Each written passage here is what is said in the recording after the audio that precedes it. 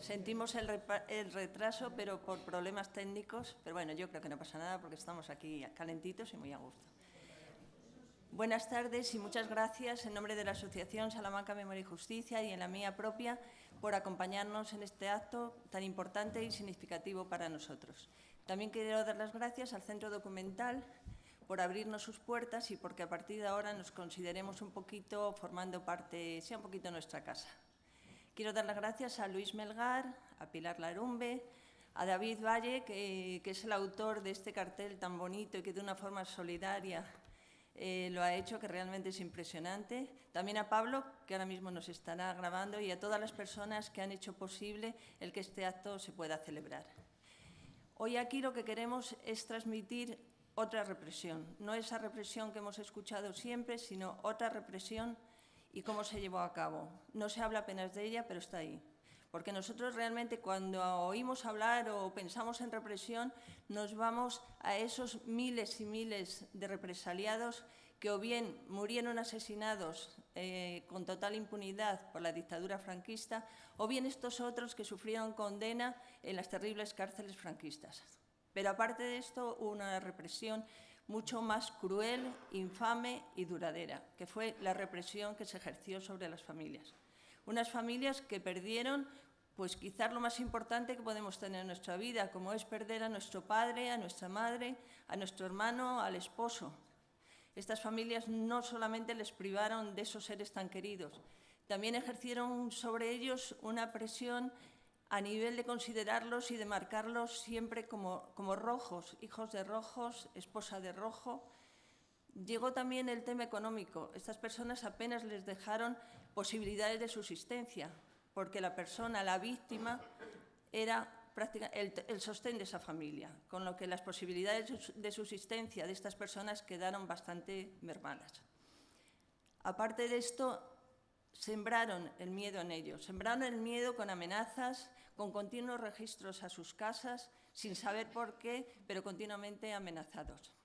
Estas personas también, tristemente, sufrieron la incomprensión de sus vecinos, incluso de sus familiares, por lo que tuvieron que emigrar de sus lugares de origen para intentar vivir o intentar hacer una vida normal y tener una vida normal para sus hijos. También les fueron requisados sus bienes, los que los tenían. Lo poquito que tenían también les fue robado. Hubo niños adoctrinados en escuelas y colegios para hacerle ver y hacerle sentir la maldad de ese padre o de esa madre por el simple hecho de ser rojo. Tenemos niños también que cuando el padre y la madre están en la cárcel o alguno de ellos fallece, esos niños son recogidos en hospicios. Y os puedo asegurar que de alguno de ellos hemos perdido el paradero. Es una represión callada, que apenas se sabe, que no está todavía valorada. Nosotros tenemos en el cementerio, en el Memorial Cementerio de Salamanca, hay un monolito dedicado y en homenaje a todas estas familias que sufrieron esta represión. Pero creo que es poco, que tenemos que valorarlo y que darle otro tipo de homenaje por esos sufrimientos que llegaron a pasar. Ahora, y sin más, paso a hablar de Adriana. Adriana va a ser nuestra primera ponente. Ella nace en Ciudad Rodrigo el 7 de marzo de 1925. Es hija de Eladio Rivera Huerta y de María Paz Mercedes Teresa Ullán. Me parece que me falta alguno. María de la Paz, Mercedes, Teresa y Eloína. Me faltaba Eloína. Así se llamaba mi madre. Faltaba Eloína. Su padre, Eladio Rivera Huerta, es sacado de la cárcel el 9 de diciembre de 1936. Se cree que ese mismo día fue asesinado y probablemente está enterrado en el Monte de la Orbada. Cursa estudios primarios hasta los 14 años en la Escuela Pública de Ciudad Rodrigo y a partir de esa fecha asiste a las clases particulares del profesor don Efrén Pino. Trabajó en un comercio como secretaria. Se casó con Antonio Villalón Úñiga, vivieron en Salamanca, Barcelona, vuelta a Salamanca y posteriormente emigraron a París. Volvieron a España en 1978 y tuvieron 6 hijos. Uno murió con 6 meses. Y ahora permitirme unos pequeños datos sobre su padre que tenemos en la base de datos de la asociación. Eladio Rivera Huertas, que es el padre de Adriana, nace en Ciudad Rodrigo. estado civil casado, profesión comerciante, era de izquierda republicana y tesorero de la Casa del Pueblo. El 9 de diciembre de 1936 es sacado de la cárcel de Salamanca. Se cree incluso que en el camión donde lo llevaban podía ir Atilano Coco, y ese mismo día es asesinado y creemos que está enterrado en la Arvada. Ahora ya le paso la palabra a Adriana para que ella cuente lo que le tocó vivir en esa época. Buenas tardes. Bueno, pues estoy aquí una vez más dando testimonio del sufrimiento que tuvimos en aquellos años. Yo viví la guerra civil, vi cómo la ayuda de Portugal, de Oliveira Salazar, venía con camiones enormes y toldos cubiertos los camiones, yo no sé si de armas, si de soldados y de qué, ayudando a Franco. Franco es un señor que decían que hizo pantanos, que creó la seguridad social. Fue un asesino, no nos engañemos. A mi padre lo arrebataron cuando yo tenía 11 años, la mayor 12, el más pequeño 5 años. Y no hay derecho a eso. Fuimos perseguidos durante años, imposible de colocarse, tachados de rojos. No había posibilidad de vivir dignamente en España. Cuando me hice mayor me enamoré de un militar de Franco. Lo degradaron por pretender casarse conmigo. Pasó de ser teniente del ejército a ser soldado raso, porque era una vergüenza que se casara con la hija de un republicano, de un represariado. Así que yo no puedo olvidar eso y el odio lo han ido en mi corazón para siempre. Es hora de que quiten el medallón de la Plaza de Franco. Es de un triste recuerdo espantoso y no hay derecho. Hay que sublevarse contra eso. Que creó los pantanos, allí se puso las botas él. Muchos años después de la guerra civil, había un señor que yo lo conocí, Julián Grimau, vivió en Francia. Él pensó que podía venir a España, tenía la nostalgia de su patria. Se presentó en España y lo defenestraron. Dijeron que se había suicidado él, que se había lanzado por la ventana. Lo tiraron por la ventana. Así que esos señores, además de ser asesinos, eran rastreros, difamadores, lo peor de lo peor. Yo no sé qué más podría deciros porque... De tu infancia, ¿Cómo? Lo que recuerdes de tu infancia, cómo pudisteis vivir. En mi infancia pues vivimos... Mi madre regentaba el comercio. Si yo tenía casi 12 años, hasta que me hice mayor, que estudié un poquito y me hice secretaria, después me casé con este señor, con Antonio, que de ser militar pasó a ser un pintor decorador. Vivíamos humildemente. ¿Qué diferencia notaste entre... ¿Cómo? ¿Qué diferencia notaste cuando vivía tu padre? Una diferencia enorme, porque de vivir en familia todos unidos a faltar la persona más principal, que es la que llevaba el sustento a casa. Además era un hombre irreprochable, no iba nunca a la taberna, no jugaba la partida. Eso no es denigrante. Los hombres juegan la partida, tienen derecho, pero es que mi padre no hacía ni eso. Nada más que lo acusaron de ser rojo. Y la Casa del Pueblo, precisamente, estaba frente al Palacio Episcopal de Ciudad Rodrigo. Y el paje, que se llamaba don Blas Piñar, y el obispo, don Manuel López Arana, de triste recuerdo, no le perdonaron nunca que izara la bandera republicana frente a ellos. Y lo pagó con su vida. En fin, que vivimos lo que pudimos, lo menos posible en Ciudad Rodrigo. En cuanto pudimos, yo me vine a Salamanca, mi madre traspasó el comercio y se fue a Barcelona. Así que eso es lo que recuerdo de... ¿Quién crees que pudo delatarle? ¿A mi padre? Sí. Pues lo delataron precisamente compañeros suyos que por miedo a perder la vida se hicieron falangistas y vinieron a ver a mi padre a la cárcel. A nosotras no nos permitían verlo, pero a esos señores que volvieron la chaqueta sí lo dejaron ver. Y yo recuerdo un día que uno de ellos, se llamaba Agustín, nos llevó de parte de mi padre una perra gorda para que nos compráramos un adoquín, un chupachus que llaman ahora, de parte de mi padre. Esos sí podían entrar en la cárcel, mi madre y nosotros no. Así que yo estoy llena de rencor de toda la vida y mientras viva, continuaré en este camino. Seré republicana toda la vida y nunca veneraré la memoria de Franco. Debió morir antes de nacer, no debió haber nacido. Y soy creyente, pues que Dios me perdone.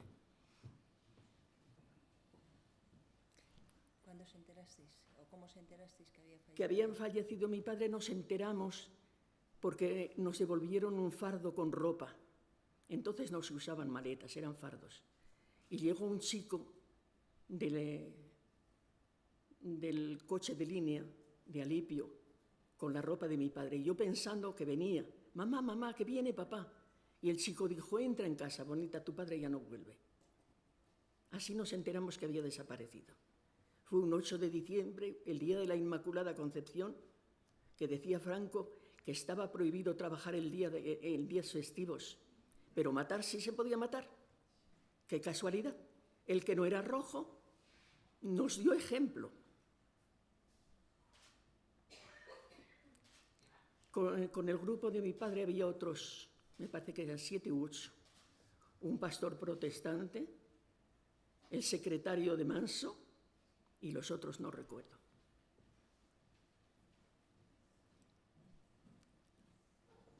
¿Quién os dijo que podía estar en Orbada? A mi padre no sé quién lo delataría, las envidias que había. Era un señor muy emprendedor, un buen comerciante que hacía dinero y eso no se lo podían permitir.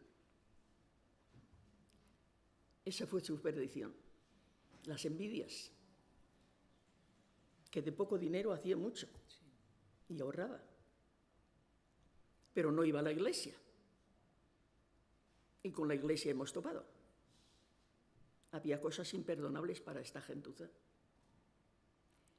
Con eso no quiero decir que todos los curas fueran malos, porque teníamos un vecino nosotros que nos confesó y nos dio la primera comunión, se llamaba don Ramón Morales, y ese señor no quería ir a confesar a los que iban a justiciar. Decía que eran mejores que él. Y el señor López Arana, el obispo, dijo, o los confiesa usted o sigue el mismo camino que ellos. Esos son los testimonios que yo recuerdo. Que fue una tristeza muy grande, porque además se valían de medios rastreros para sacar a la gente de sus casas, con promesas falsas de volver. Nada más unas preguntas, le va a hacer el comisario unas preguntas, ¿usted vuelve, don Eladio? No volvió más. No sé qué más querría decirles porque pasan por mi memoria tantas cosas. No te preocupes porque luego si hacemos una ronda de preguntas, pues luego seguro que vas a recordar más. Muchas gracias a todos. Gracias.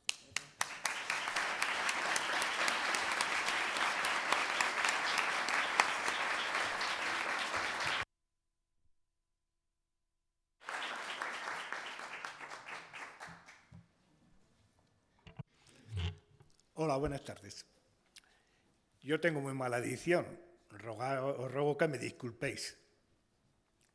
Intentaré tener la mejor vocalización posible. También la emoción condiciona al que os habla. Solamente tengo que presentar a 2 chavales jóvenes que tengo a mi izquierda y a mi derecha, a Luis, Froufe, Carlos, que es de Salmantino, pero procedente de Puerto Seguro, en el límite entre, ¿cómo le diría yo?, cerca de Umbrales, en el límite entre Portugal, pegado, donde el río Águeda desemboca en el Duero. En una zona muy pobre, donde es difícil que solamente pueda sobrevivir algo más que una cabra. Y a mi izquierda, un farinato, como yo, de padre bejarano. El más joven de los dos tiene 91 y el más viejo tiene 86. todavía no los han cumplido, dicen. Y es verdad, todavía no los han cumplido.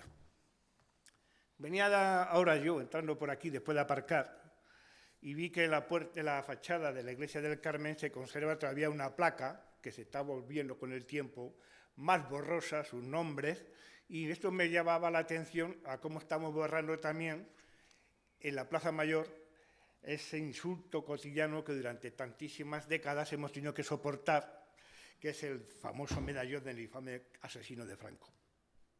Por supuesto que esto es una labor que habéis conseguido todos, y particularmente aquellos, los hijos de aquellas víctimas, que han sido también ellos mismos víctimas, y también la esperanza que tenemos de gente joven que incluso arriesgaron su patrimonio para llevar ante la justicia el tema de la memoria y la retirada del medallón. Y quiero mencionar el nombre porque no todas las conductas son iguales y siempre el ejemplo hay que presumirlo y lanzarlo. Y esto lo digo por Domingo Benito, un chaval joven, comprometido, teniente alcalde de mi pueblo, pero sobre todo persona coherente y consistente.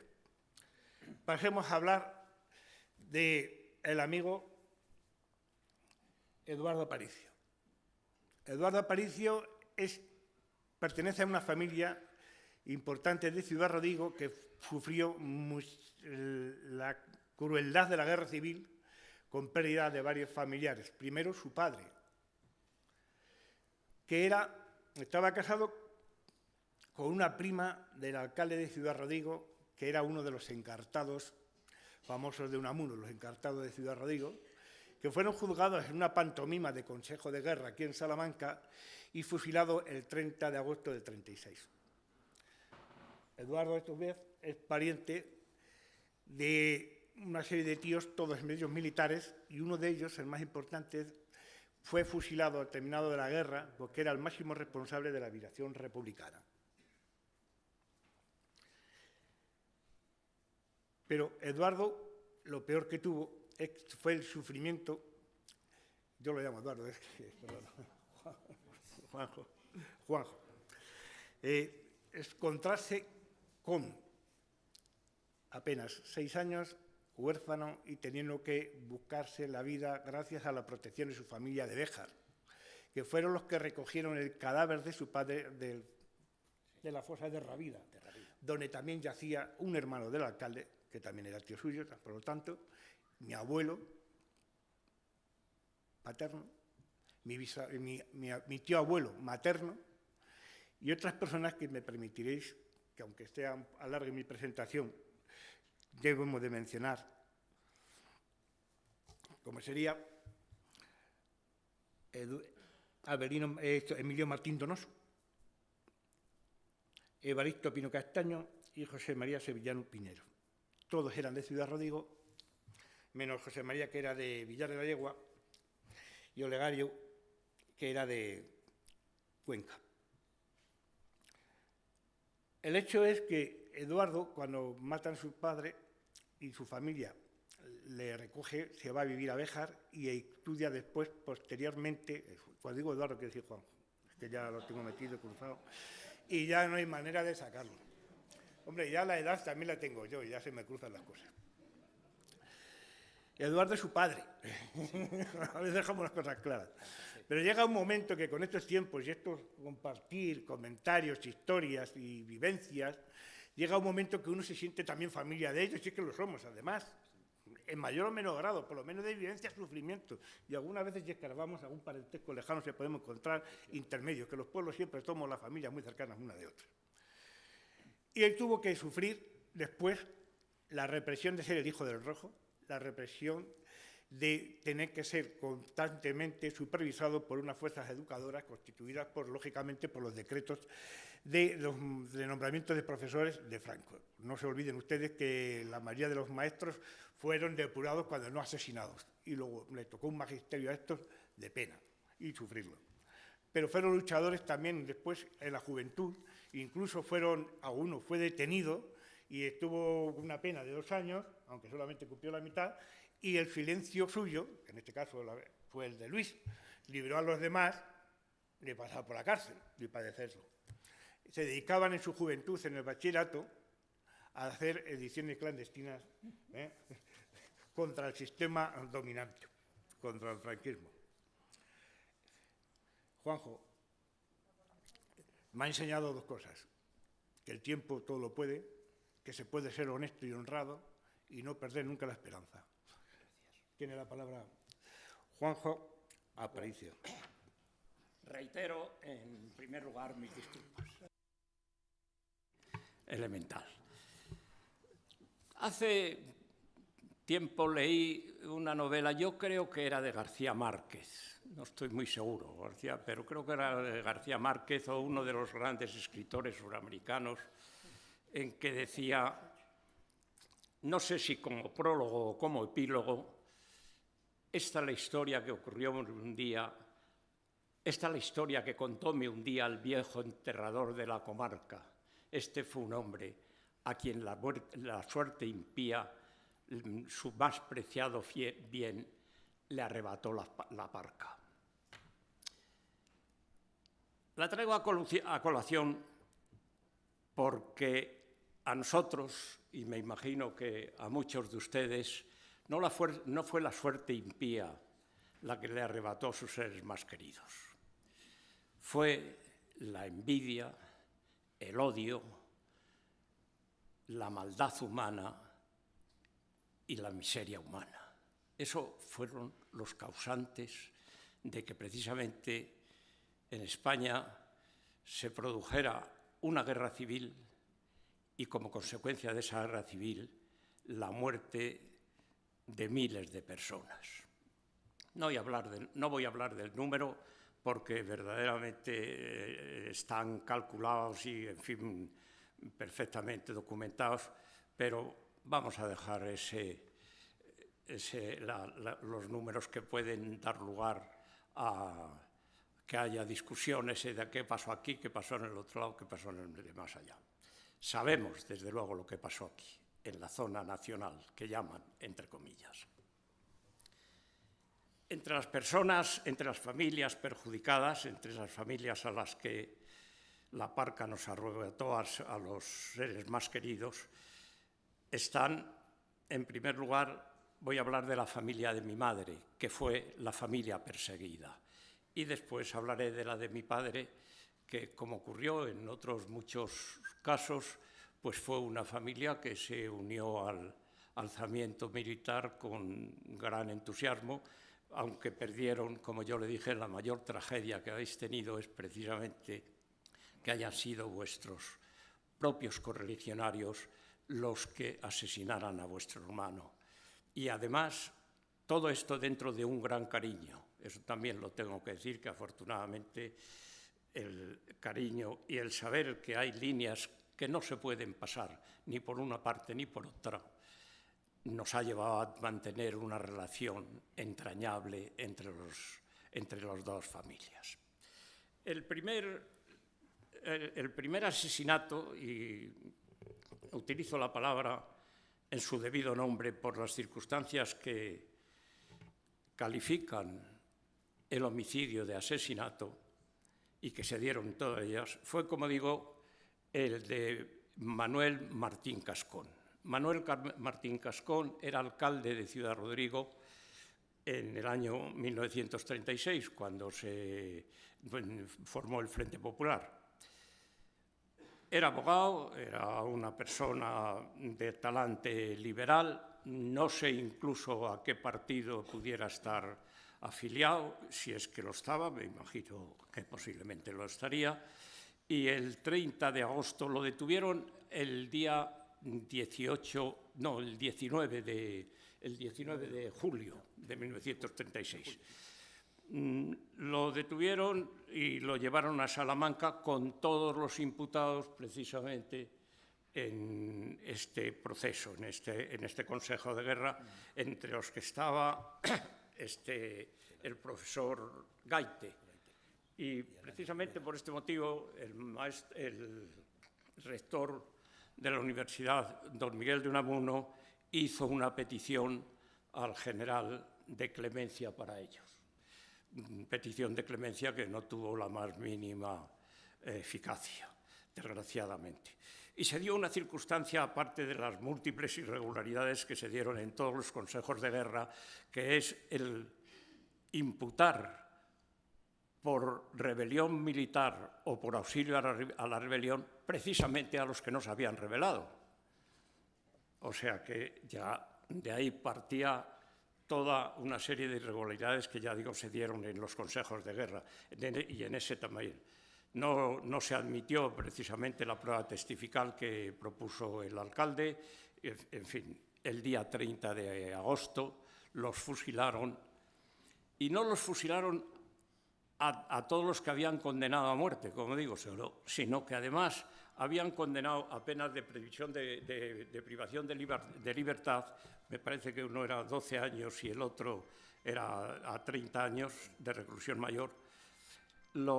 A estos los mandaron, quedaron condenados como digo, a pena de prisión, y en el trayecto de Salamanca a Burgos, que es en el penal donde debían de cumplir la pena que le habían impuesto en el Consejo de Guerra, los fusilaron. Es decir, unos bajo la pantomima de un Consejo de Guerra innoble, innoble por todos los conceptos, y a los otros sencillamente pues con el sistema que entonces decían de desaparecidos. Este fue la primera tragedia de la familia. La segunda tragedia de la familia se produce precisamente con la detención el día 15 de diciembre de 1936 de mi padre, del primo de mi madre, Avelino, hermano del alcalde, y de las otras personas que has relatado tú precisamente en esto. Bueno, a ellos los detienen a la hora de comer, a todos ellos los detienen a la hora de comer. Mi madre, inmediatamente que se produce la detención, claro, se pone en contacto con mis tíos, los de Béjar, con los hermanos y con el cuñado, que inmediatamente también se pusieron en contacto para saber dónde estaban detenidos, qué había ocurrido, qué había pasado y tal. Bueno, primero les dijeron que estaban en Salamanca, ellos se fueron a Salamanca, mi tío Daniel y mi tío Pedro, y estuvieron buscando por todas las cárceles, por todos los sitios de detención que había y tal. Nada, en ningún sitio aparecieron. Por fin llamaron aquí a Ciudad Rodrigo y dijeron, no, si no los hemos llevado a Salamanca, están aquí en Ciudad Rodrigo. Están aquí en Ciudad Rodrigo, mañana por la mañana los ponemos en libertad porque no hay ningún asunto que les implique y tal, y vengan ustedes para acá. Bueno, total, que ellos se vinieron pensando en que la mañana siguiente sacarían a mi padre, a Avelino, y a tu abuelo, y a el primo de tu abuelo, y a los otros 3. De los 8 que detuvieron, hubo, no se sabe por qué motivos, un miembro de la... El director de la banda de música que era militar. El director de la banda de música que era militar, Serapio. Sí, a un músico de la... El director de la... En el último momento lo pusieron en libertad. Se han hablado de muchas circunstancias, cuáles podrían haber influido para... Ser militar, según se dice. A mí me sorprende un poco, porque el hecho de ser militar, si no, no lo hubieran detenido. O sea, en fin, se me hacen más verosímiles otras opiniones. Bueno, total, que a la mañana siguiente, como digo, a la mañana siguiente, en la madrugada de ese mismo día, los montaron en una camioneta, los llevaron a la finca de Rabida y allí los fusilaron a todos ellos. Hay otra circunstancia también en la persecución de mi padre, y es que 4 años después, en el año 1940, le someten a un proceso de responsabilidades políticas a él y a mi madre, que no se había metido en la vida en política para nada. Había sido una joven universitaria en los años 16, cuando había 16 mujeres que estudiaban en España. Y ahí, afortunadamente, la intención era muy clara, sencillamente el quedarse con el pequeño patrimonio familiar que teníamos, que en realidad no pertenecía a mi madre porque había renunciado a la herencia de mi padre, era de 2 menores. Y bueno, pues se llevó a cabo el proceso de responsabilidades políticas, muy duro para mi madre, porque cuando llegó allí el instructor le dijo que porque no se había presentado mi padre, dijo, pues mire usted, porque lo han fusilado. ¿Cómo que lo han fusilado? A su marido lo pusieron en libertad a las 2 de la mañana, dice, sí, lo montaron en una camioneta y lo llevaron a Rábida y allí los fusilaron. Y además está enterrado en Béjar. Porque la familia de mi padre lo que sí hizo fue el conseguir el exhumar el cadáver de mi padre de la finca Rábida y llevarlo al cementerio de Béjar. Se abrió el cementerio de Béjar a las 2 de la mañana con parte de unas personas del ayuntamiento, con enterradores que fueron, en fin, había... Pero el proceso de responsabilidades políticas se resolvió por sobreseimiento porque, según habían declarado todas las personas que habían intervenido como testigos, pues a ellos los habían puesto en libertad y no sabían lo que había ocurrido. Sí sabían que estaba el cadáver, pero no sabían lo que había ocurrido. ¿Qué pasó? No sé. Eso se forma se abre unas diligencias por orden de Franco, precisamente, para averiguar de la desaparición de Eduardo Aparicio. Pero en esas diligencias no se habla para nada de los otros que habían sido fusilados con él. Total, que el resultado es, como le digo, un sobreseimiento del expediente, porque la persona que interviene,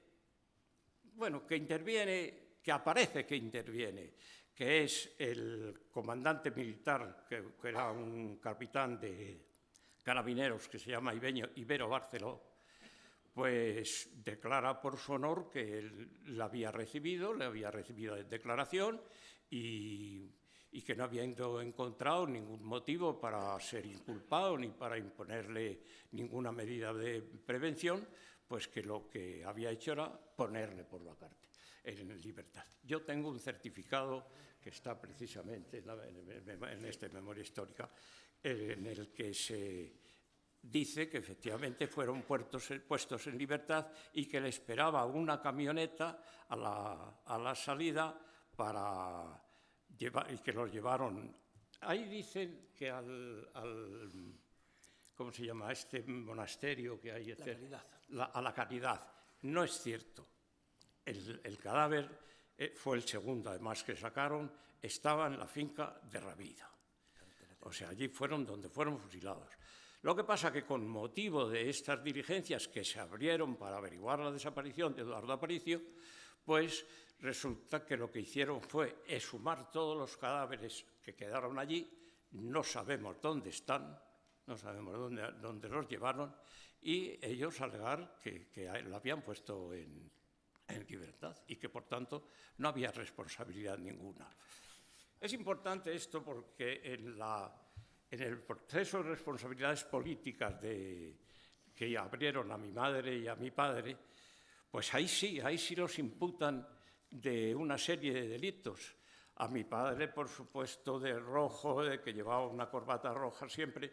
Mi padre creo que era una persona muy elegante, según me ha dicho todo el mundo. ¿Qué recuerdos personales tienes tú de tu padre? Tengo unos recuerdos muy pobres porque yo era un niño, 6 años. tenía 6 años.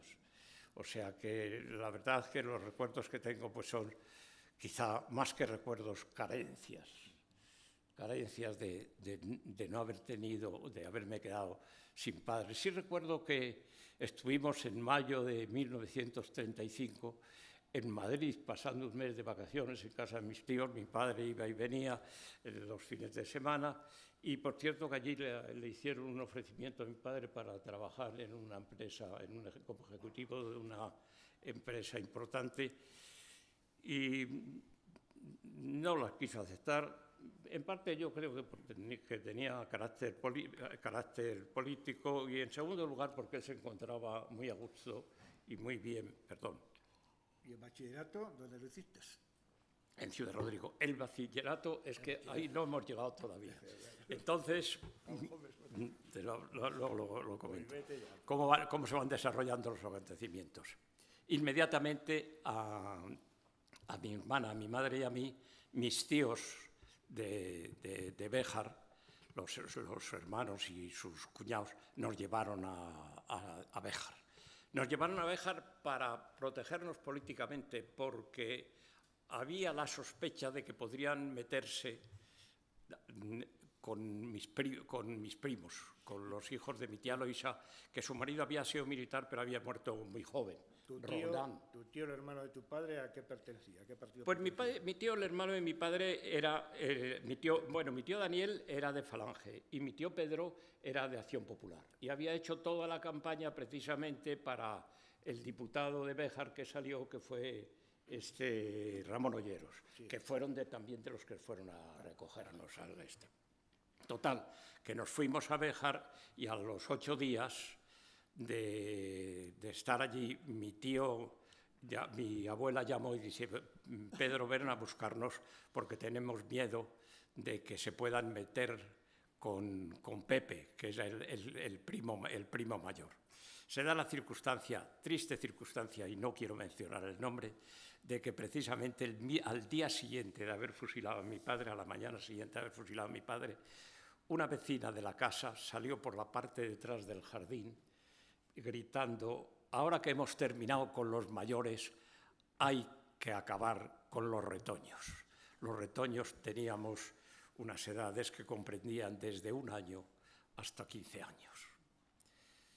Por eso he dicho que las víctimas de la guerra fueron las víctimas de la maldad, de la miseria y de la venganza. ¿Hasta qué punto una persona puede llegar a desear la muerte de un niño?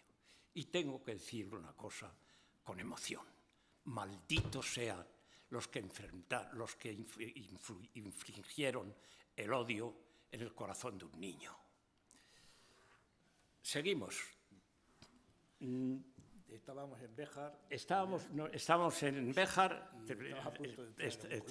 Estaba para entrar en el colegio, efectivamente, y mis primos, todos los primos hicieron su carrera correspondiente, ¿no? y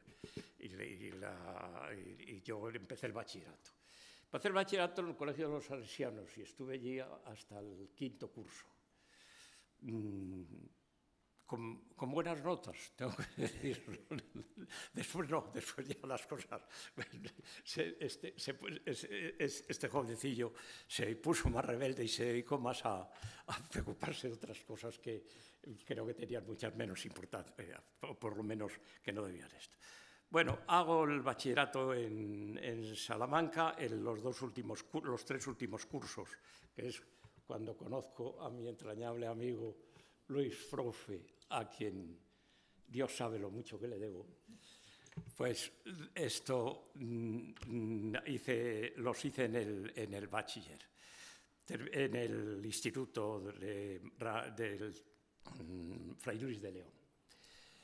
Termino el bachillerato, apruebo la reválida con buena nota y empiezo la carrera de Derecho. No es una carrera que me haya atraído mucho, dicho de paso, pero bueno, tengo que reconocer que la hice y que me ha servido. Y esto me recuerda muchas veces el tener que hablar con un cierto pudor de aquellos otros compañeros que se quedaron en el camino. Los que no pudieron, los que la suerte más impía que la que a mí me correspondió, no pudieron hacerlo. A ellos les dedico mis recuerdos más entrañables. Y termina la guerra. Termina la guerra y mi tío Manolo era un coronel del Ejército del Aire. Había sido un militar ejemplar, un hombre de una hidalguía y de una caballerosidad y de un sentido del honor verdaderamente espectacular. Y lo digo esto porque él, que tuvo todas las oportunidades que hubiera querido para marcharse, porque estaba de jefe de la base de los Llanos, en Albacete, pues decidió quedarse.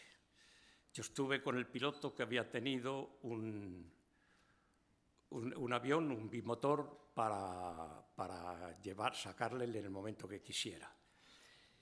Mi tío Pedro había venido en diciembre, en el mes de diciembre, que era teniente coronel y estaba en Barcelona, a buscarle y a decirle: Manolo, márchate, que te van a fusilar. Y el teniente coronel Mendiola y Alonso, que llegaron a los Llanos para coger los bombarderos en los que salían, le dijeron: coronel, márchese, que le van a fusilar. Y dijo: cometerán un gran error, pero yo no me puedo marchar, porque aquí se queda mucha gente que no tiene esa oportunidad, y yo tengo que quedarme precisamente para responder por ellos. Y efectivamente, en el juicio en el que precisamente acusó al tribunal de que él no se había rebelado contra nadie, pues le dijeron que, vamos, él pidió la clemencia que no solicitaba para él, para todos sus compañeros y todos subordinados. Entraron en los Llanos los primeros los italianos. Tengo que decir que el coronel italiano que entró le trató con un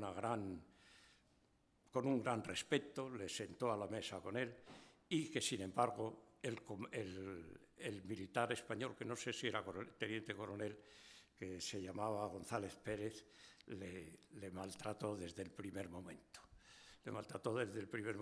Y encargó a un soldado de la aviación que había sido había sido soldado a sus órdenes, para que le hiciera la vida imposible. Y le hizo la vida imposible. ¿Lo fusilaron? Sí, lo condenaron a muerte, lo fusilaron. Y en la última carta que hay dos cartas muy bonitas. En una de ellas, la última, dice: casi es mejor que no hayáis podido conseguir el indulto, porque llevo unos meses en que lo he pasado con un sufrimiento horrible, dijo él. No lo había dicho nunca. En las cartas que escribía a la familia, que son cartas familiares durante la guerra, él hablaba de cosas puramente familiares, y ya una vez detenido, pues hablaba también de cosas de tipo familiar. O sea que, es más, en una de ellas dice: ciertamente la prisión de Monte Olivetti no es un sitio muy cómodo, pero quizá sea un poco ese camino de perfección que nos enseña el Kempis, porque él había sido un gran lector del Kempis.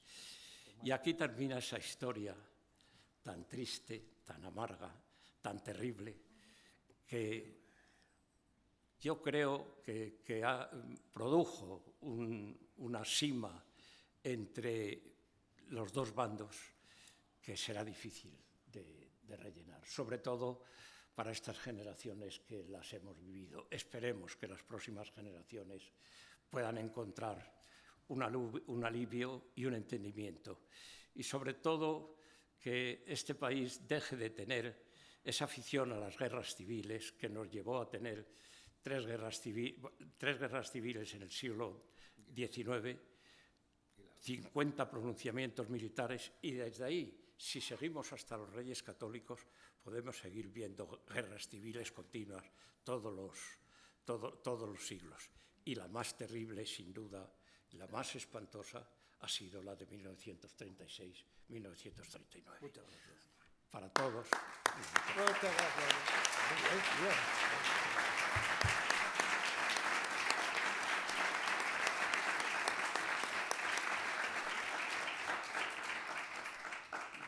Hipólito Foufre Carlos era natural y vecino de Puerto Seguro. Era un padre de familia numerosa. Tuvo hasta 10 hijos. Y el único que sobrevive... 12, me corrige aquí. Sí, efectivamente, porque yo no quiero contar lo que fue. Nos contamos solo 10. 10. Y el único que sobrevive es Luis, que está a mi derecha. Fue una familia masacrada, ya cuando vivían en Salamanca. No, eso no quiero hacer distingos. Masacraron en la provincia a todos. La familia era una familia progresista, claramente de izquierda, salvo uno, que fue falangista y además bien querido, y que terminó siendo médico, no creo, en Umbrales también, ¿no? Entre otras cosas, y que fue en su momento determinado el sostén de la familia, en ausencia ya del padre, que fue una ausencia forzada. Al padre le habían condenado por un juicio injusto a una prisión, una condena de 11 años, y la estuvo padeciendo antes de la Guerra Civil en el Dueso, si mal no recuerdo, en Santander, y cuando estalló la guerra consiguió con otros cuantos más presos del Dueso y algunas personas más embarcarse en un navío con dirección a Valencia, y en el medio camino pues un navío franquista los detuvo y un juez los clasificó, y a los 8 días estaban muertos y enterrados. Os diré que Luis, que estaba a punto de hacer 91 años, hace 80 años pasó la guerra, hace 3 años se enteró dónde mataron y está enterrado su padre. Hace 3 años. Jo, es que la leche. ¿Qué podemos decir la gente que somos más jóvenes, no? Es que cuando ellos fueron niños, yo no estaba ni en el borrador. Mi padre tenía 14 años. Y eso han estado ahí luchando y peleando. No sé si lo he dicho antes o lo ha comentado él. Juanjo, el hijo de Eduardo, es abogado. Él, Luis, hizo ciencias químicas y trabajó toda su vida en el CSIC. Sus hermanos, 2 de ellos, me parece que fueron médicos, otro fue maestro, ¿no? Que hizo filosofía y letras, sí, y luego hizo magisterio. Y todos sus hermanas, además, hicieron bachillerato. Y pensaba que el padre era un señor que vivía en un pueblo muy pobre, que sí, que debía ser un hombre que en su momento dominó, tenía bienes, era muy conocido en Ciudad Rodrigo, porque en la prensa digital histórica lo ves, que cada 8 días los semanarios de Ciudad Rodrigo citan siempre la presencia en la ciudad de don Hipólito Froufre Espinazo, y que es lo único que más de Puerto Seguro toda la vida, el Espinazo, porque se abre en castellano, ¿no? Hay más espinazos. Ya lo sé. y ese es el padre. Quiso estudiar, se murió el abuelo de Luis y se quedó él a cargo de la familia y cuidando pues a toda la familia y sobre todo protegiendo la carrera en el seminario de Ciudad Rodrigo, del que terminó siendo párroco, lo digo por ti, Ignacio, que a lo mejor lo conociste, del cura párroco de Saelices, el chico, que es donde murió. Está enterrado. Está ahí. En total que, como no pudo estudiar porque se quedó huérfano el abuelo, pues entonces el padre, cuando se vino para acá, porque montó en el arrabal del puente de Salamanca, se trajo a toda la familia, vinieron todas las propiedades, y montaron aquí todo un negocio de alpargatas, que hasta que vino la alpargatería con Consuela, se fue al traste y él se dedicó a otros negocios, de donde se derivó una acusación en falso por unas monedas falsificadas en Portugal, que le cayó a él una pena de 12 años. Pero yo creo que lo más interesante de todo es que sepáis que Luis, que yo lo acabo de conocer hace pocos años, y como siempre igual me pasó también un poquito menos con Eduardo, quiero decir, Juanjo, nos une la misma historia, casi nos une la misma tierra, Salamanca, Ciudad Rodrigo, Béjar, ¿no? Comarca, las familias que conviven y participan, porque es que no he hablado que Andrea, sus padres eran amigos de mis abuelos, que mis padres me hablaban de sus padres, de los padres de Andrea, como hijos con los que iban a ver a mi abuela y todo, y cómo eran amigos, y cómo resulta que cuando ven los papeles que van apareciendo en los archivos militares, aparecen las relaciones que hay ahí. Les acusan de la amistad de unos con otros, de reunirse en la trastienda de mi padre, de mi abuelo, o en el ayuntamiento de la Casa del Pueblo. Hace pocos días, hace pocos meses, Luisa y Felipe, a los que siempre habrá que ponderar y nunca será suficiente por el esfuerzo y el trabajo junto con otros por mantener la historia cercana, próxima y dolorosa de esta tierra, descubrieron en la hemeroteca de la universidad que el 1 de mayo del año 31, el primer año que España celebra la fiesta del trabajo como fiesta nacional, hay un discurso escrito que fue leído en un acto público celebrado por la Casa del Pueblo en el Teatro de Ciudad Rodrigo. y era de Alfredo Miguel Plaza, mi abuelo. Ver ahí ese documento que ellos encontraron y ver el testimonio de mi abuelo, donde alaba al PSOE, al Partido Socialista y a la UGT y a Pablo Iglesias con un amor y un cariño, a mí me sirvió de mucho consuelo. Ya no era el testimonio solamente que me iban trasladando unos y otros, es que ya era fehaciente, eran las palabras de él. Pero no consiste ya en hablar más de mí, sino de Luis. Luis, la palabra es tuya.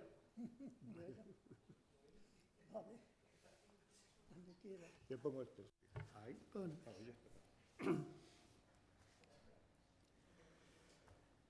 Memoria viva, en mi caso nonagenaria ya, por lo tanto permitirme que tenga algún apoyo material. Casi he dicho muchas cosas de la historia de mi familia que yo pensaba decir, pero en fin. Te lo has leído, ¿eh? Te has anticipado. Pero yo voy a hablar más de mis propios sentimientos, naturalmente apoyado en la tragedia de mi familia. Éramos 10 hermanos. Mi padre tuvo 12 hijos, pero nos juntamos solo 10. Éramos 10 hermanos.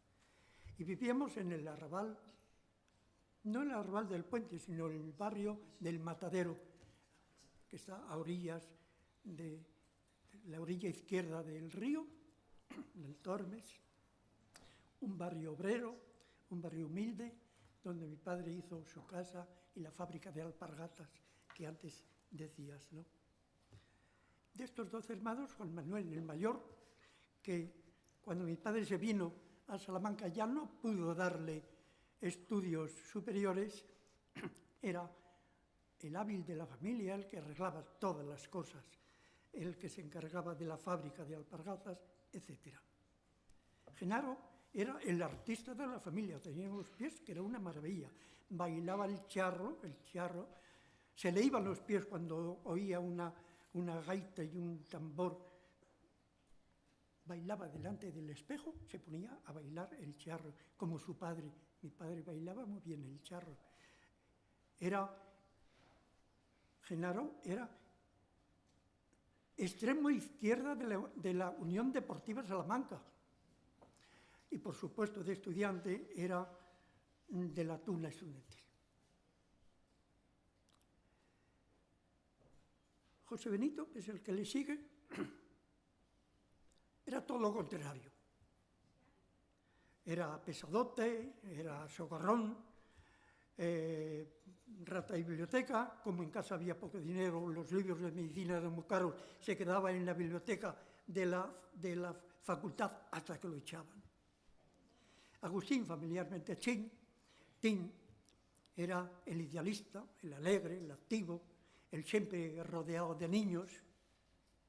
Aníbal, el poeta, el soñador, el romántico, el despistado. Jesús, Chus, familiarmente, el joven dispuesto a conquistar el mundo.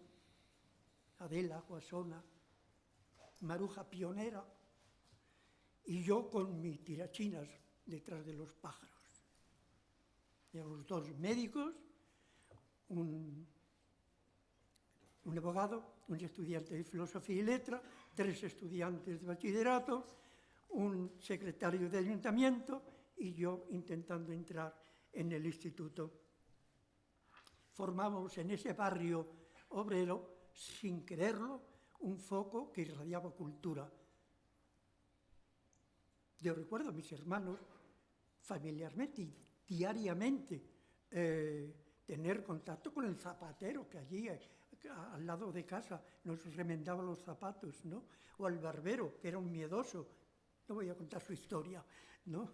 En fin, a simples obreros y trabajadores que venían a casa, se reunían y charlaban con mis hermanos, jugaban al ajedrez, a las damas, incluso al parchís, pero a un parchís con un reglamento totalmente distinto al que tenéis aquí ahora. Lo tengo escrito, el reglamento, para que no se me olvide. Menudas trifulcas organizaban con el dichoso parchís. Era, como digo, un foco de cultura hacia el barrio. No todo el mundo nos quería, naturalmente, también había gente que nos odiaba. Pero yo mismo, en mi infancia, viví el beneficio de ese ambiente. Mi hermano Agustín se convirtió en mi maestro y me estaba preparando para el ingreso en el bachillerato. Y recuerdo que en un vaso de agua con una gota de aceite me hablaba de por qué la naturaleza formaba los mundos redondos. El sol, la luna, la misma tierra, las estrellas. La gota de aceite, si la rompía, todos se formaban siempre mundos redondos. Recuerdo que me hacía leer un libro, La historia de la humanidad, de un autor holandés, Hendrik van Loon, que no era un libro de texto, sino casi una narración de la historia, que estaba amenizada con dibujos a plumilla hecha por el mismo autor. Recuerdo, por ejemplo, la primera página. Era una montaña enorme de granito, donde cada milenio un pajarillo iba a afilarse el pico. Y cuando esa montaña hubiese desaparecido por el roce de ese pico, habría pasado 1 minuto de eternidad. Yo quisiera tener ahora la imaginación de un niño para verlo. ¿Cómo percibí yo el concepto de eternidad a través de esta lección, de este dibujo? O puedo decir otro dibujo que yo tengo, los conservo todavía, los dibujitos que yo copiaba de ese libro. El mar, con unos seres casi sin formas, después los peces, después los anfibios, después los reptiles, los pájaros, los mamíferos, el hombre en la cumbre de la montaña como fin de la evolución de las especies. Puedo contar otro, y lo digo porque es cuál era el ambiente inmediatamente anterior a la tragedia. Yo eso lo estaba haciendo en los momentos en que se estaba preparando esa tragedia, ¿no? Aquel otro dibujo en la que un trocito así era la historia del hombre, es decir, cuando hay documentos escritos, y después el resto de la página, que era una quebrada sin fin, eran los 1 o 2 millones de años de prehistoria del hombre, donde no sabía escribir todo lo que había pasado. Aníbal, que era alumno de Miguel de Unamuno, en griego, me enseñaba el alfabeto griego. Y yo tenía 10 años cuando ocurría todo esto. Tengo que afirmar que en efecto éramos una familia feliz, a pesar de que mi padre estaba en la cárcel en aquel momento. En la sublevación militar, en un abrir y cerrar de ojos, convirtió esa felicidad en una tragedia. Éramos 10 hermanos. 8 pasamos por las cárceles y presidios del franquismo. Se libró a Agustinita porque era deficiente mental y libró por ese hecho a su madre de ir a la cárcel. Sí, sin duda ninguna la hubiese metido también. Como has dicho antes, mi hermano Genaro militaba en la Falange, mi hermano Agustín en el Partido Comunista. Agustín fue detenido, juzgado y condenado a muerte, causa 395. Y comienza la tragedia. Pero no los odios de la guerra civil. Esos no anidaron en el seno de la familia. Genaro consiguió que le recibiera la Junta Militar de Burgos. Y allí, materialmente de rodillas, pidió la conmutación y se la concedieron, la pena de muerte por la de 30 años. Claro que sirvió de poco, porque los militares volvieron a juzgar a mi hermano en la causa en 1639, lo volvieron a condenar a muerte y Genaro ya no tuvo opción de salvarle la vida y lo ejecutaron. No. La hiena de la guerra civil, como yo la llamo, no tuvo carroña que comer en nuestra familia. ya tengo que afirmar que sin duda el latigazo que sufrimos todos fue igual para todos, pero en los tiempos que mi hermano Agustín estuvo en la cárcel, los lazos fraternales de estos dos hermanos, Agustín y Genaro, fueron los más fuertes de la familia. Genaro fue también el sustento de la familia, porque nos quedamos, como decíais antes, en la miseria. Y él, como médico, nos pudo hacer tirar para adelante. Sí. Fue aquel 20 de junio de 1937 cuando me despertaron los gritos de mi hermana Adela, madre,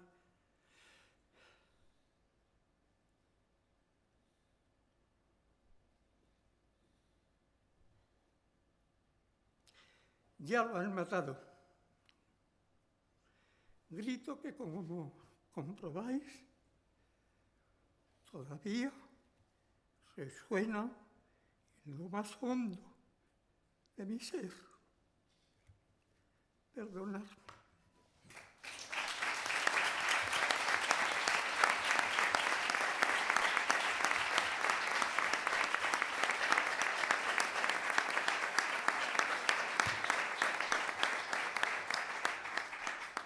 Aquel 20 de junio, un día después de que los franquistas hubiesen tomado Bilbao, junto a mi hermano, fusilaron a 4 compañeros. A Leandro Sánchez, a Juan Iglesias Peral, a Manuel Alba, a Manuel Fiz. ¿Cómo puedo olvidar sus nombres? La familia me protegió de tanto sufrimiento, enviándome en largas temporadas alumbrales con mi tía Paca, hermana de mi madre, y mi primo Fonsi, que tenía un año menos que yo. Porque a veces se me escapan cosas de aquella época. Por ejemplo, yo no me enteré del juramento de los fraufes, por ejemplo. Mucho más tarde, mi hermano Maruja ya memorizó un poco su contenido. Solo sé que a la vuelta de mis estancias en Umbrales, ya en Salamanca, todos los veranos, todos los días iba a la tumba de Agustín a regar unas plantas que se habían puesto en aquel túmulo de tierra, entonces era solo tierra. Y solo cuando se pudo, y bastante más tarde, se cubrió ese túmulo de tierra con una lápida de mármol blanco. En el mármol blanco, con un lapicero, se escribe muy bien. Y tuve que vivir la profanación de la tumba de mi hermano por un miserable que escribió a lápiz sobre ese mármol blanco la palabra alemana Heil, H-E-I-L, que se pronuncia Heil, os puede sonar Heil Hitler. Y no conforme con ello, esta alimaña volvió a repetirlo por segunda vez. Por 2 veces tuve que robar esta maldita palabra. ¿Qué contraste el de su odio con el último mensaje que recibimos de mi hermano Agustín? Vuestro consuelo no es la venganza.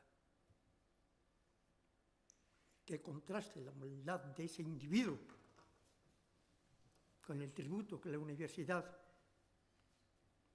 hizo a los caídos, miembros de la universidad, y le hicieron, no sé por qué, a mi hermano Agustín. Y en la placa que nos dieron en el Paraninfo de la universidad. Quedábamos solo mi hermana Maruja y yo, lo fuimos a recoger. En esa placa hay unos versos de otro perseguido, en este caso por la Inquisición, Fray Luis de León. Aquí la envidia y mentira me tuvieron encerrado. Dichoso el humilde estado del sabio que se retira de aqueste mundo malvado. Y ahí, en ese acto de la universidad, estábamos todavía en el Paraninfo, cuando se me acerca una chica, que no sé si habrá podido venir, porque tenía trabajo, y me dice: soy nieta de Alba.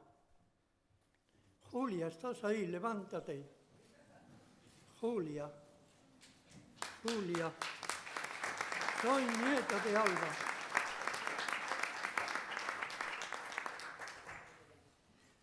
Dime qué abrazo nos dimos. Y como en un próximo acto en el memorial del cementerio, llevó a su madre, Eulalia, hija de Alba.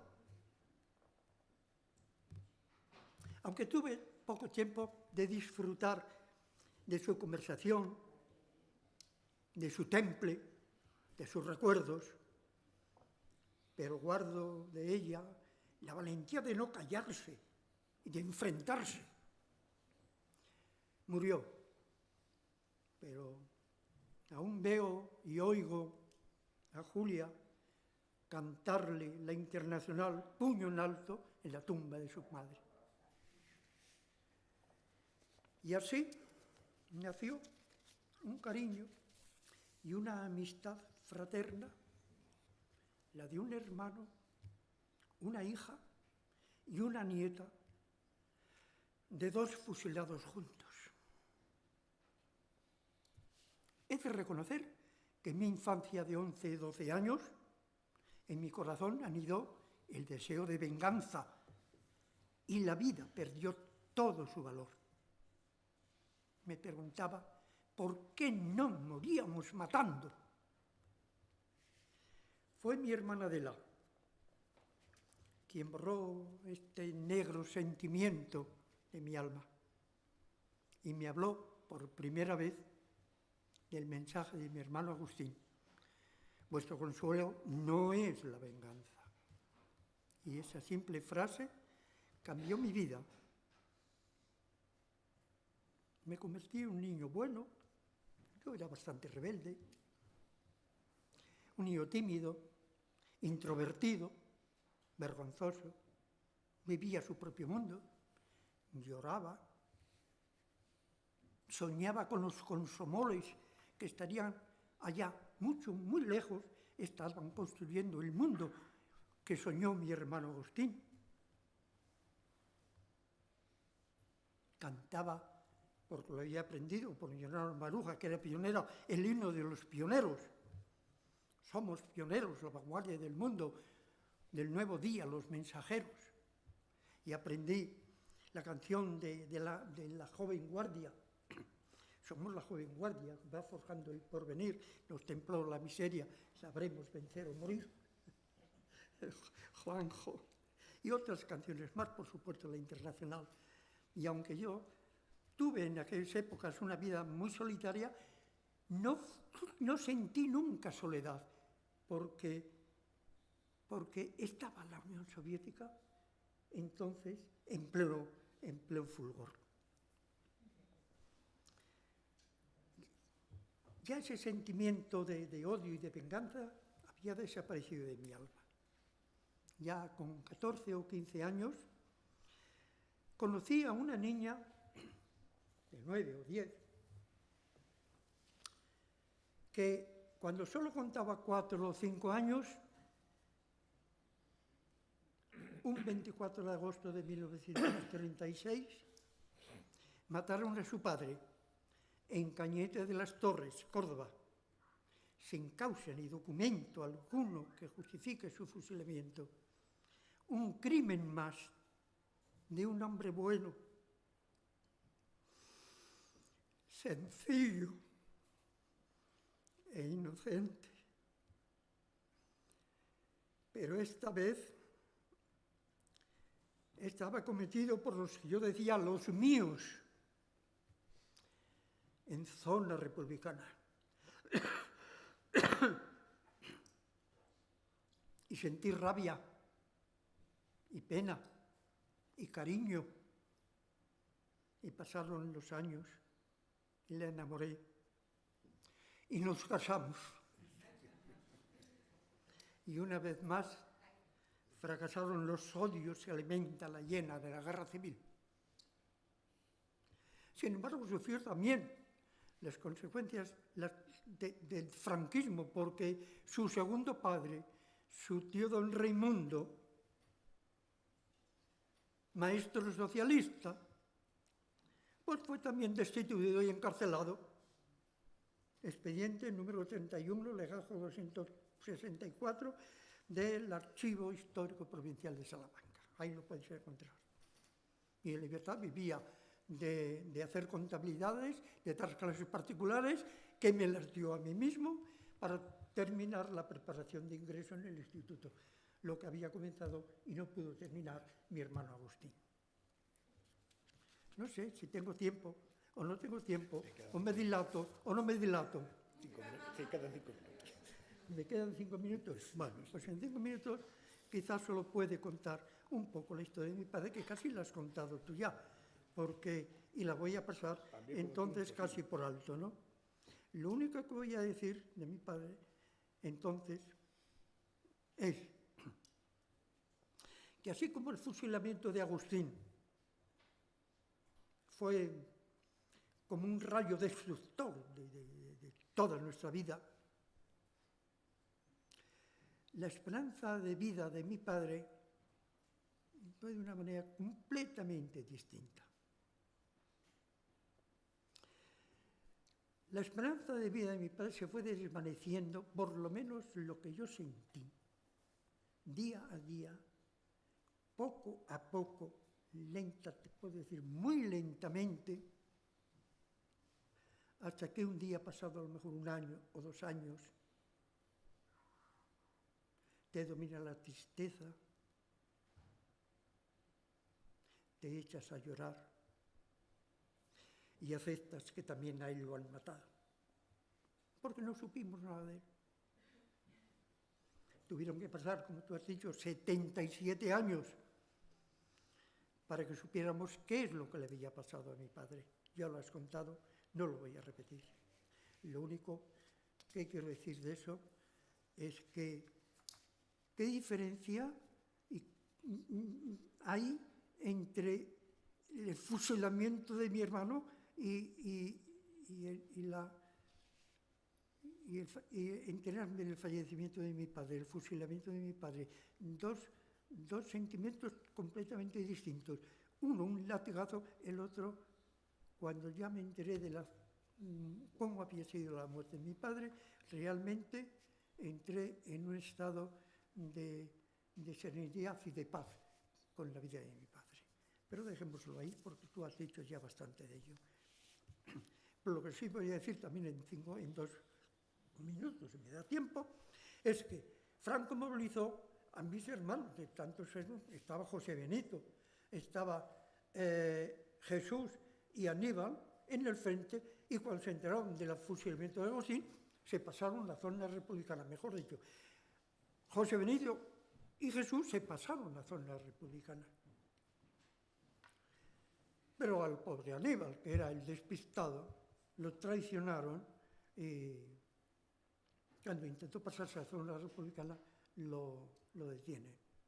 Consejo de guerra, condenado a muerte, no se cumplió, se salvó. 20 años en la cárcel, casi tantos como Marcos Sana. Terminada la guerra, voy a hablar solo de Agustín. Digo, de Jesús.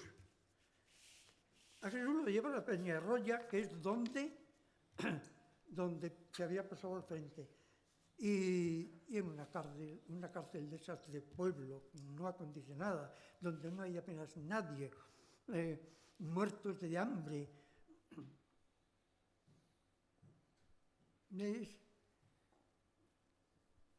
Era quizá el único que tenía estudios de bachillerato. Cuando terminó la guerra había terminado el bachillerato y soñaba ya con hacer una carrera. Esto en el año 36. En el año 41, en esas prisiones, se encontró, tenemos las cartas a un amigo en las que se dicen cosas que no le cuentan a la familia, ¿no? La desesperación de encontrarse con 4 años más, sin oficio ni beneficio. Y era tal su desesperación que decidió fugarse de la cárcel. Y se fugaron 8.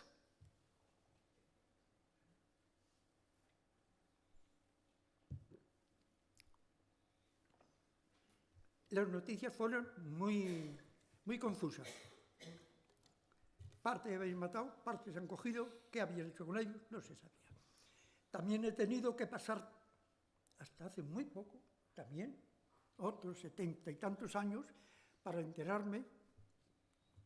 Francisco Espinosa, profesor de... Bueno, yo me vi en las asociaciones de memoria histórica de Córdoba a ver si podían conseguir información de mi hermano Jesús, y no lo conseguí. Pero, de repente, Francisco Espinosa, que es profesor catedrático en Sevilla, que estaba haciendo un trabajo sobre el comportamiento de los curas en la guerra civil, tenía contacto con Celina, precisamente, ¿no? De repente, un día me manda la causa 185-41 de Jesús Carlos y otros. Y ahí me enteré de cómo se habían escapado, cómo lo habían matado, a cuántos mataron en el monte. Cogieron a 1 y 4 se salvaron. Y estuvieron 2 años buscándolos. Y no los encontraron. Y el Guardia Civil pidió ayuda al ejército para rodear un monte. Y no lo consiguieron. ¿Y qué fue de ellos? Porque el 4 de mayo del 40, ellos se fugaron el 3 de febrero del 41 y el 4 de mayo del 43 cesaron la búsqueda y captura. ¿Qué fue de ellos? También una parte de la angustia que vive la familia en la que yo sufrí fue lo que me había pasado con mi padre. Poco a poco fui perdiendo la esperanza de que se hubiese salvado y ahora se ha muerto. Pero aún me queda el que no sé qué pasó con él. Yo quiero creer que de algún modo, de algún sitio y de alguna manera los mataron. Pero alguien me sugirió que también había habido muchos que habían muerto de inanición en el monte. Y por supuesto, mi hermano Jesús estaba dispuesto a morir antes que volver a la cárcel. Lo puedo atestiguar por las cartas que había contado. Te podría contar muchas más cosas, pero el tiempo se agota. Pero no quiero terminar sin algo que ya has dicho sobre Juanjo, ¿no? Aparte de los años del hambre, que también habéis mencionado a alguien, ¿no? Tanto. Yo recuerdo a mi hermana Adela, llegaron a torturarla, ¿no? Tengo tal... Maruja se casó con el hermano íntimo de mi hermano Jesús. Y entonces yo llegué a ser rebelde. Y en esa rebeldía me encontré con Juanjo y otros, estudiando bachillerato. Pero a mí un 14 de abril me detienen. Algo tenía que ver la República con esa fecha. Y nos separó en el tiempo nada más. Y en un acto en el memorial del cementerio nos volvimos a encontrar.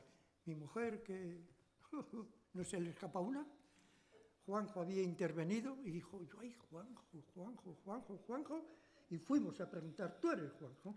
Y Juanjo, sí, y este es Luis Fronfe. ¿Cómo? Perdonen la expresión.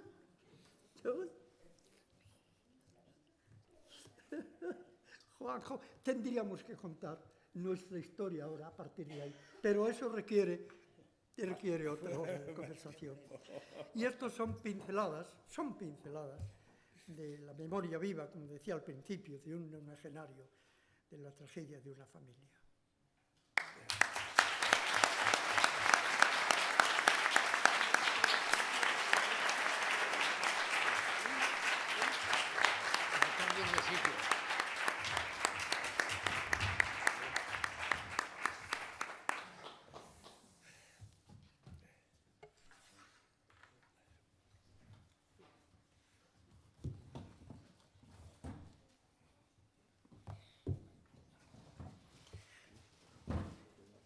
Por eso de los formulismos, primero, buenas tardes a todos y a todas. Qué duda cabe que uno cuando nace en Salamanca, en el año 1931, en este caso en el de mi persona, en la calle Meléndez, muy cerquita de aquí, y que poco tiempo después se traslada a la plaza de San Juan de Barbalos, creo que todos conocemos el lugar. Bueno, y que efectivamente las circunstancias de la vida me promueven a estar en una situación que yo no me la había esperado. Y es que aquel día yo tenía que ir a comer a casa de mis abuelos. Mis abuelos vivían en la calle Libreros, número 27. Y yo vivía en la plaza de San Juan de Barbalos, número 3, con mis padres y mi hermano. Y entonces, pues nos llevaba mi padre a comer a casa de los abuelos. Era el domingo por la mañana, el día 19, ¿no?, de julio. Y qué casualidad. A 10 metros de la puerta de esta casa, a 10 metros exactamente, coincidimos con que vemos un montón de militares con cascos en la cabeza y con fusiles en banderola. Y mi padre, con muy buen criterio, nos cogió y nos llevó para casa.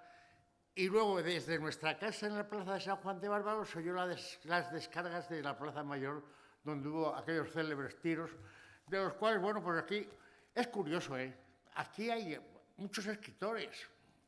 Yo creo que hay una fuente de escritores, pero a nadie se le ha ocurrido tomarse muy en serio como una brasileña del tiro de la plaza, el tiro que provoca el disparo de los militares, aunque hay algunas referencias en algunas partes.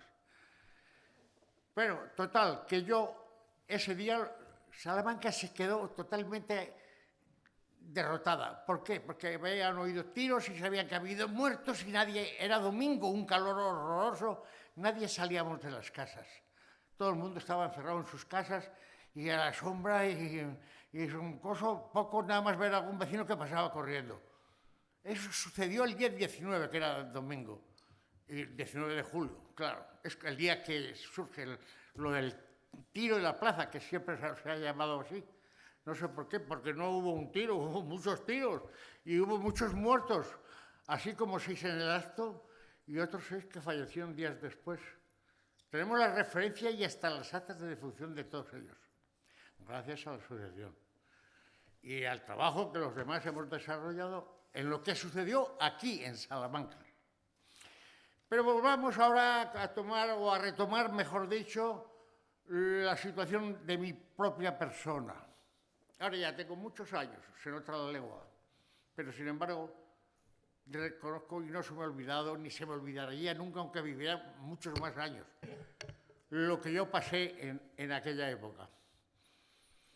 El día 21 detienen a mi padre ahí en la plaza de San Juan de Barbalos y lo llevan a comisaría. De comisaría, después de tenerlo allí, interrogándole y tal, y incluso sacudiéndole un policía que se quedó con él, pues lo trasladan a la cárcel y ya en la cárcel pues ya se ha considerado como preso. A partir de ese momento, claro, la familia se pone en marcha. Yo tenía una familia, la de mis abuelos, precisamente los padres de mi padre, que eran personas que, bueno, que vivían una situación mediana, no, tampoco eran ricos, pero bueno, marchaban en la vida.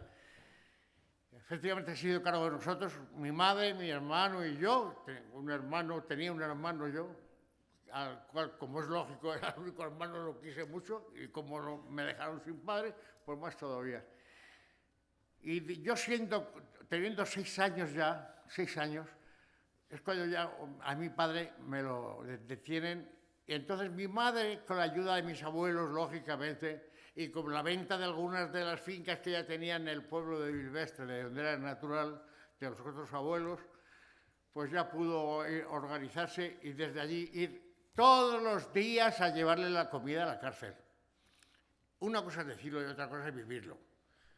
Entonces me parece absolutamente nada el comentarlo, el decirlo, el anunciarlo.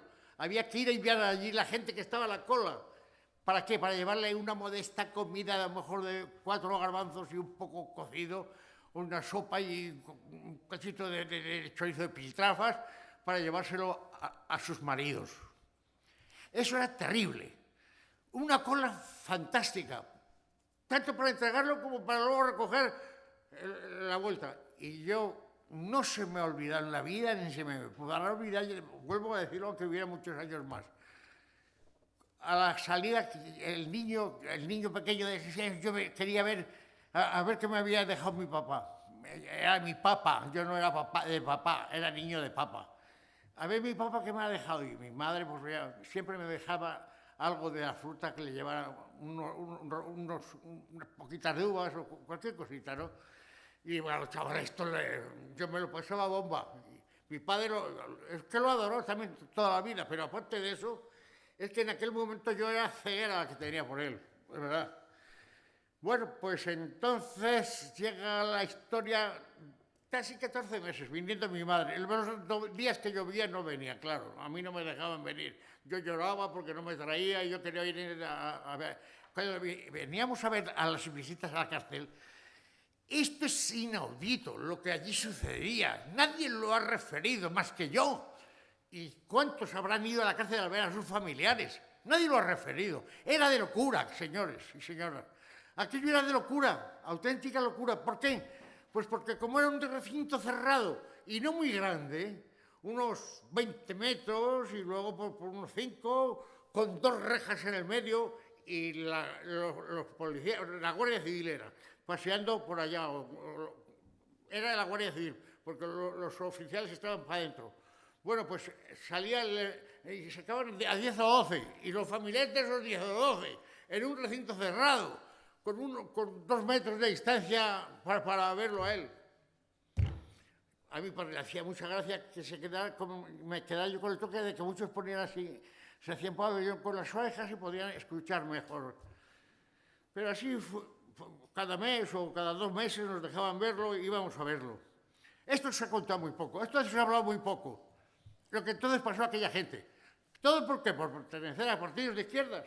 Mi padre era socialista. Y yo siempre tuve el honor y el orgullo de ser también socialista. Y me moriré siendo socialista. Y punto. Por eso ya les digo de que aquellas barbaridades de eso se ha escrito muy poco y se habla muy poco. Y está bien que gracias a esto, que aprovecho este momento precisamente para agradecerle a la dirección de esta casa que estemos aquí por primera vez. Esto es que lo debemos a un gran hombre que era el presidente del gobierno y que pensó en la memoria histórica, y ahí está la memoria histórica, y aquí estamos nosotros también para seguir defendiendo esta labor y agradecerle profundamente a los funcionarios de esta casa, que los pobres más vale que tengan un presupuesto bien dotado y puedan hacerlo todavía mejor que se lo sabrán hacer. Bueno, pues yo voy a seguir con el relato de estas cuestiones. Yo conozco muchos relatos de esos que el amigo nos acaba de contar, muchísimos. Nos hemos preocupado durante mucho tiempo de ir recabando el conocimiento de cosas. Aquí en Salamanca está el memorial, por favor, perdón. En el cementerio se le recuerda con algo tan simple como ese piedra noble grabados sus nombres, de todos los nombres que sean. Ahí ha hecho una labor la asociación magnífica, porque tanto Luisa como su marido se lo merecen todo. La presidenta y su marido son los que han desarrollado este trabajo pueblo por pueblo, los 362 municipios de la provincia de Salamanca. Se dice pronto. Yo he sido político, no me importa decirlo, porque es un político honrado de los que creo igual que este. De los que quedamos muy pocos, pero bueno, he sido político y yo me he recorrido toda la provincia con mi coche y yo sé lo que eso representa, y por eso sé yo muy bien lo que significa el valor de nuestros compañeros de ir pueblo por pueblo a los registros civiles y viendo a ver quiénes se podían... Sigue con tu infancia. Que sigas con tu infancia. Bueno, no quiere que les alabe, bueno, pues sigo con mi infancia.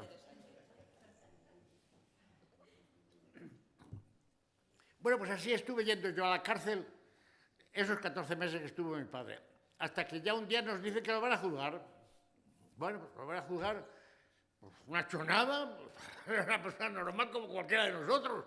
No ha hecho nada, si nunca, no ha tenido un arma nunca, ni ha matado a nadie, ni ha tirado tiros a nadie.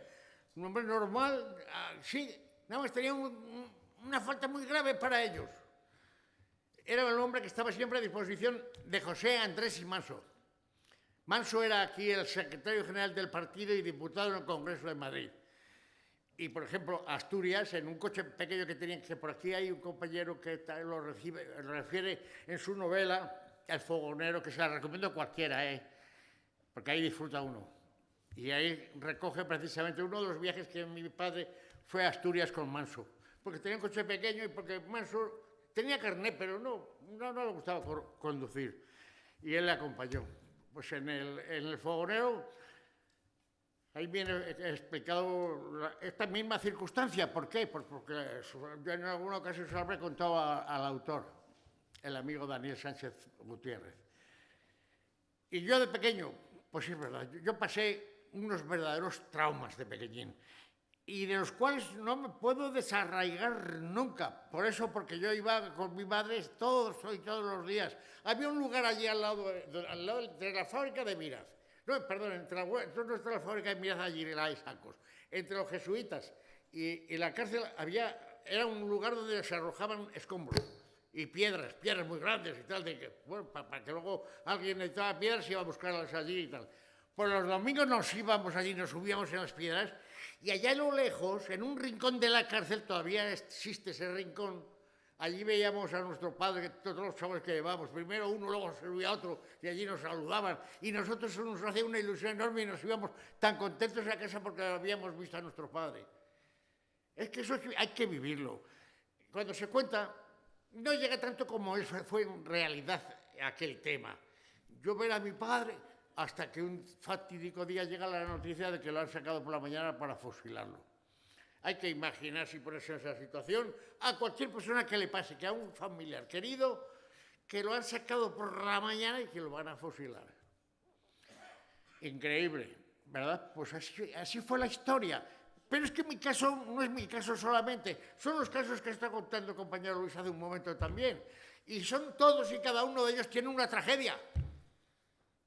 1.300, aquí no hubo trincheras, aquí no hubo nada más algún bombardeo, vamos, afortunadamente no mataron gente, qué duda cabe, pero no hubo trincheras, aquí lo único que hubo asesinatos, porque luego las salidas que hacían a Gargabete o a los montes de los alrededores, o sobre todo al célebre La Orbada. A la Orbada no sabemos los cientos que habrá de compañeros allí enterrados.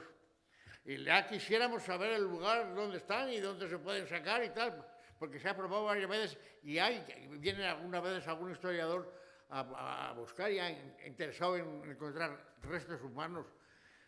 Por eso yo digo de que hemos sufrido lo indecible. Ya nos vamos.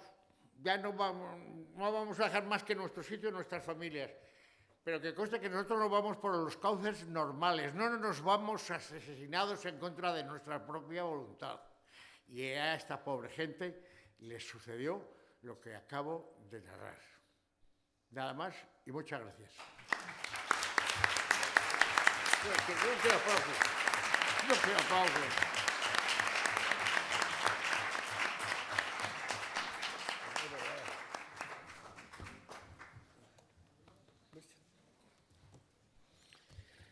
Bueno. No es que ha cogido el micrófono. A ver si quiere ¿Alguna pregunta? ¿Alguien quiere hacer alguna pregunta? Bueno, simplemente a mí me habéis sido capaces de transportarme. No se me oye. Yo estaba emocionadísimo con la historia que habéis contado y me habéis transportado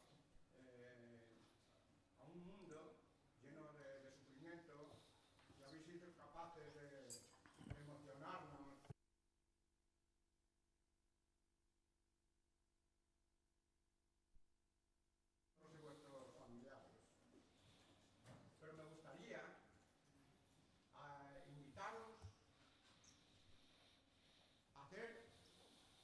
lo contrario, hacer un paralelismo, y en este caso, pues, por la procesión,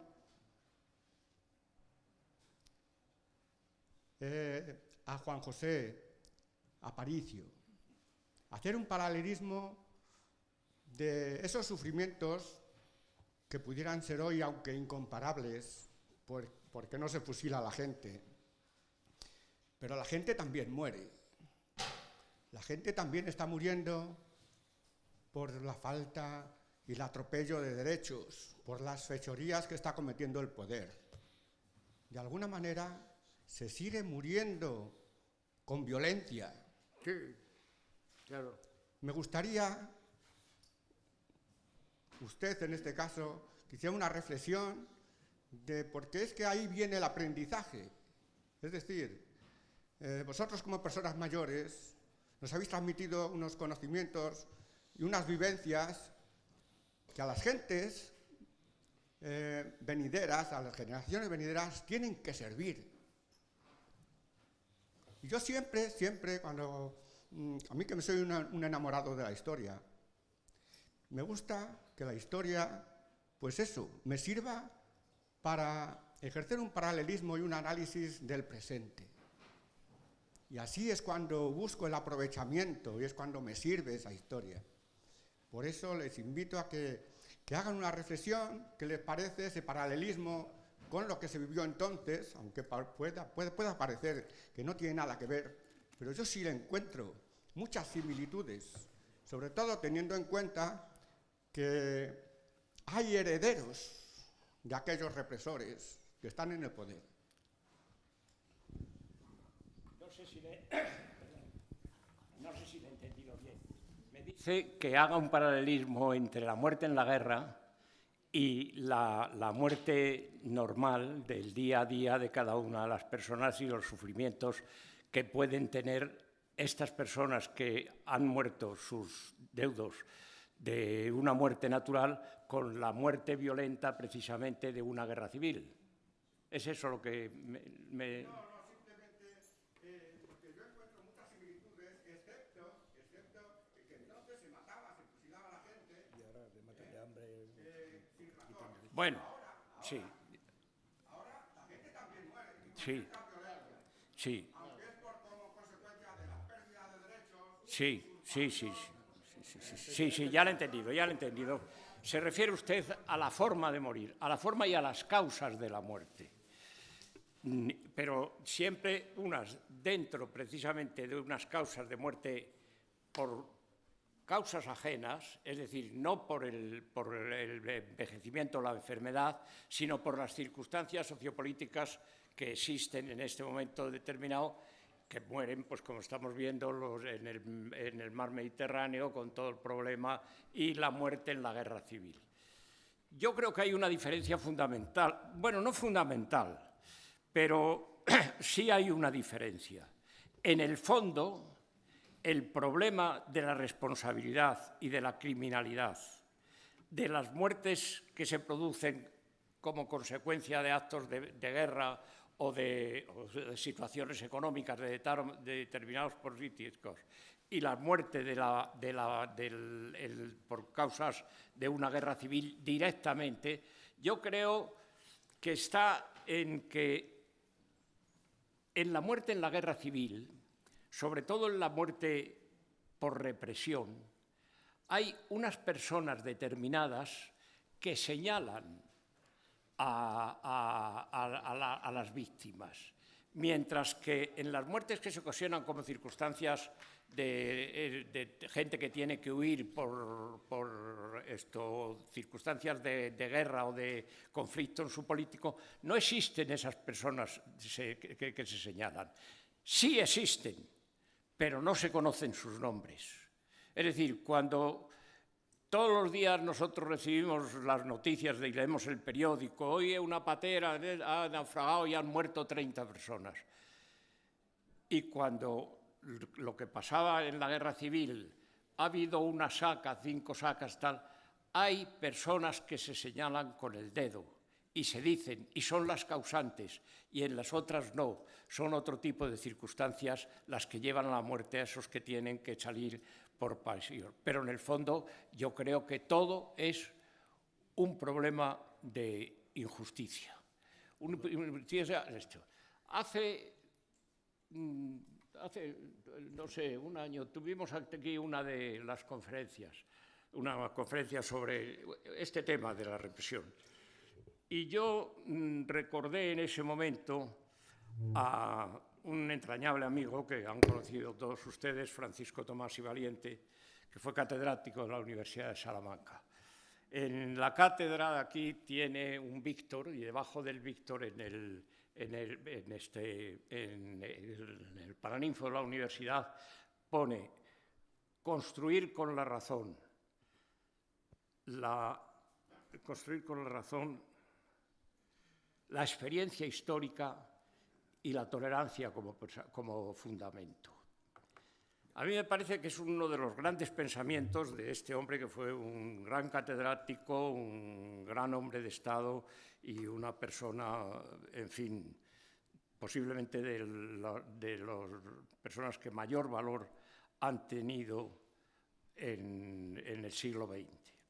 Y que tuvo una muerte terrible también, precisamente, como consecuencia precisamente de que sus lecciones no habían servido para nada en ese sentido.